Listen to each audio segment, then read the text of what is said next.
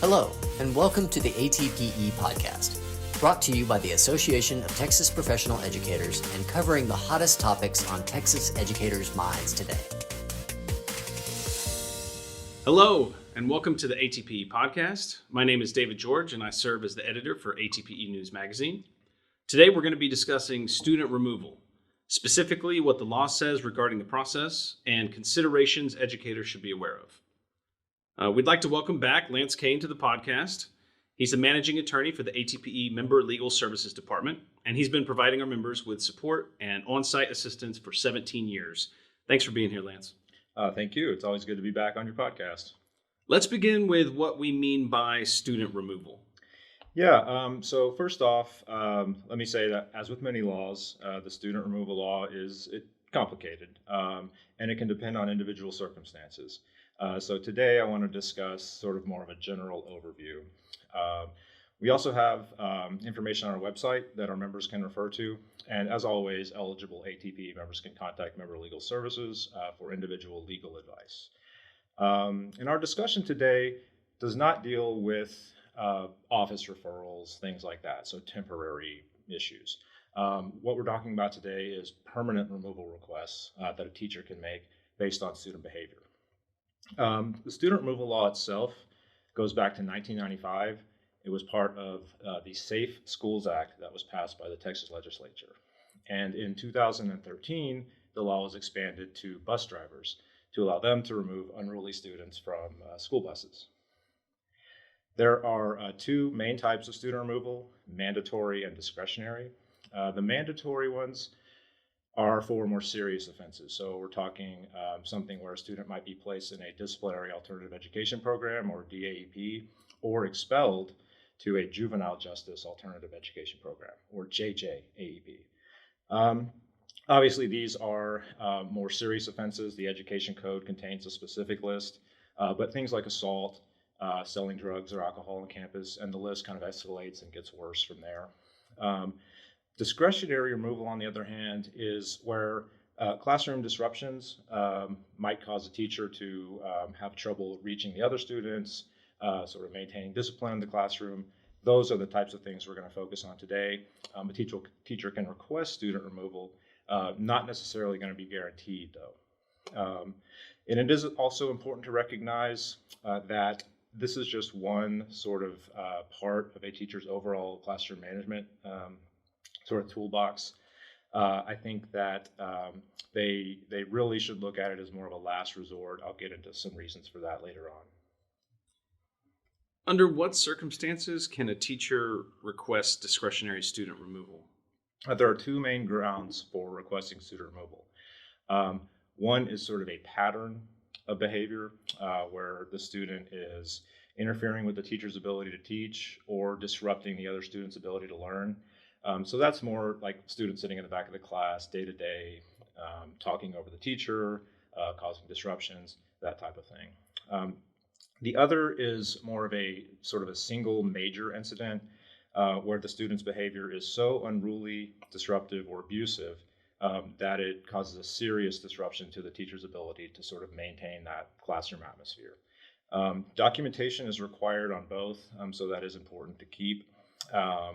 And it is something that, I think with the second one, that might be where the teacher gets into a situation with the student might threaten the teacher. So a very major outburst that's causing a serious disruption. So how would a teacher request student removal? It can be as simple as just emailing the principal. Sometimes that's all that it takes, especially if you have a supportive principal that's familiar with the situation. ATPE has developed a form that teachers can use that lists the criteria. Teachers can check off what the reason is for the student removal and then include documentation to support the student removal. If it's based on a pattern of behavior, that documentation can be particularly important. So you'd want to have past student referrals, maybe the teacher's classroom log, kind of daily behavior log, and any other relevant documentation. If we're talking about one of the more major incidents, documentation can also be important there. So if there is an incident report, maybe other witnesses saw what happened, those are the types of things a teacher would want to include And I think it is better to include all the documentation up front because the decision-making committee that makes a decision on student removal is going to be considering, the removal request based on what the teacher provides.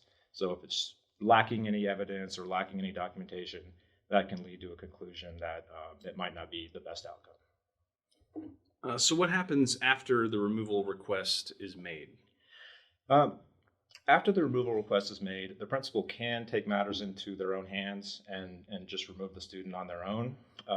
They can also assign in-school suspension if it's appropriate, or for the more serious mandatory offenses that I discussed, assign the DAEP or expel the student to the JJAEP. The principal is not supposed to return the student to the teacher's class without the consent, with one major exception. If the placement review committee decides that the best placement for the student is in the original teacher's class, then the student can be placed back in that class. But as with any laws, with a lot of laws, there are exceptions to the exception. And if it's a situation that involves an assault of the teacher with bodily injury, then the teacher can refuse consent to that student, even if the placement review committee decides that classroom is the best placement. Talk to us about the placement review committee. Yeah, the placement review committee is made up of 3 members of the campus. 2 are elected by the campus faculty, and 1 is assigned or appointed by the principal. And the reason for that sort of democratic process is to take the decision-making authority out of one person's hands, out of maybe one administrator who might have some bias or might be inclined to decide a certain way. This is really designed to come up with a more fair outcome for the teacher. And I think the placement review committee's decision, it can be challenged, but it is difficult because the law puts a lot of authority in their final decision. Can any student be removed? Not any student. You can make a student removal request for any student, but because of the federal special ed laws that give special ed students protections, removal is more difficult for special ed students. There are a few reasons for that. First, a student is not supposed to be disciplined for any kind of behavior that is based on their disability. So if the disability is the reason for the behavior, they're not supposed to be disciplined for that. Also, if the behavior is dealt with on a behavior intervention plan, they're supposed to deal with it that way as opposed to using a student removal request or other discipline techniques. Also, permanent removal of a special ed student has to be done through the ARD committee. So even if the placement review committee decides that it is best to remove the student, they don't have the authority to actually do the permanent student removal. That has to be done by the ARD committee. Teachers can also encounter difficulties in situations where there might not be another placement. So if you have a small school, there might be just one second grade class, teacher requests removal, there just isn't another place to put that student. Are there any additional considerations that teachers should be aware of? Yeah, there are some practical considerations. Again, I would look at this as just one part of a teacher's overall plan, their overall classroom management techniques. The timing can also be a factor. You don't want to start off the year and start making student removal requests unless it's absolutely necessary. So you have to be judicious with those and try to limit them so it's not something that's overused. Also, unfortunately, a lot of administrators may not be on board with the student removal process. Although it is a strong law, sometimes administrators can be hesitant to do that. It may be because they're not in the classroom as often. Teacher is in there every day. They see the student every day. An administrator might pop in. And sometimes the student might be on better behavior when the administrator's in there. So they might not believe it or might not agree to that. So unfortunately, we see a lot of times where an administrator will actually try to sort of turn the situation around and say that the student is not behaving well because of the teacher's lack of classroom management. And that's really unfortunate because that is not true in a lot of situations. So that's another reason why that good documentation is very key to these removal requests. because once it gets to the placement review committee, you want to have them able to review all of that documentation. Also, a consideration is that students, that they do have to be placed somewhere. So a lot of times that will mean one of your colleagues' classes, and the same thing can be true if one of your colleagues requests student removal, that student can come to you. So we want to be mindful of that with over requesting student removal. Another thing is the effect on the student. You don't want to send the message to the student that they're not wanted or not welcome, even though certain times their behavior might warrant it. That is a consideration. That doesn't mean that you can't request student removal, but it is something to consider. Finally, I think you can't request student removal because of difficult parents. We get that a lot, where a teacher is having problems with a parent. They just don't want to deal with the parent anymore, so they want the student out of their classroom. It has to actually be based on the student's behavior. Overall, though, I think it is a good right that teachers have, and especially with that mandatory removal, it has provided a safer atmosphere for teachers and for their classrooms.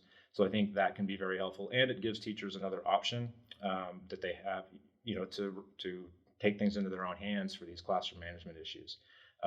It is something that if any teacher has questions about, they can contact Member Legal Services, and we'd be happy to walk them through the process. Well, Lance, thank you so much for eloquently explaining all of that to us today. As always, if you have any questions or feedback, you can send those to comm@atpe.org. That's COMM@atpe.org. And we encourage you to subscribe to the podcast and to leave us a review. So thanks again for being here, and we'll see you next time on the ATPE Podcast. Thanks for listening to the ATPE Podcast.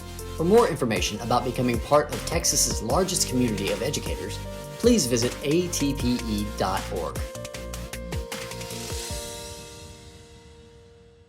The information provided in this podcast is for general purposes only. Individual legal situations vary greatly, and viewers needing individual legal advice should consult directly with an attorney. Eligible ATPE members may contact the ATPE Member Legal Services Department.